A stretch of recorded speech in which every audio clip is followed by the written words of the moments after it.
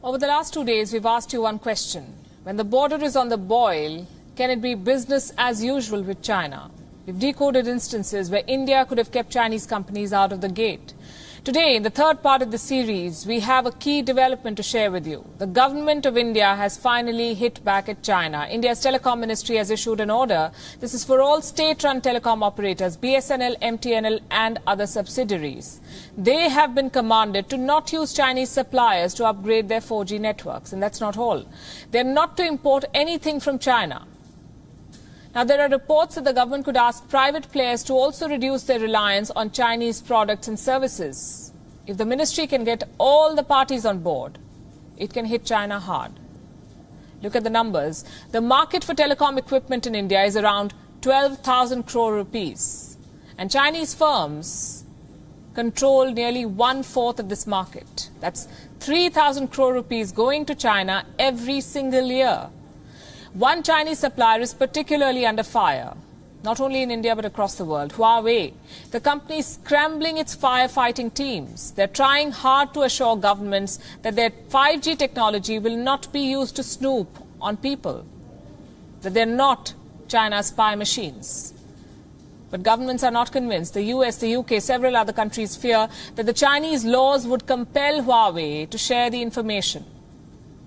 And that's a national security threat. A compromise. The US crackdown on Huawei began 1 year back.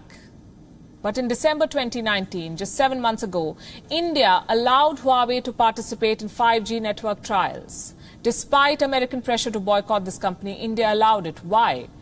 This is a case that explains why placing a blanket economic sanction on China may not be practical. For all the calls for boycott China, it's still going to be difficult. For 5G trials, two Indian telecom owners, Bharti Airtel and Idea, along with their partner Vodafone Idea, came with Huawei as partner.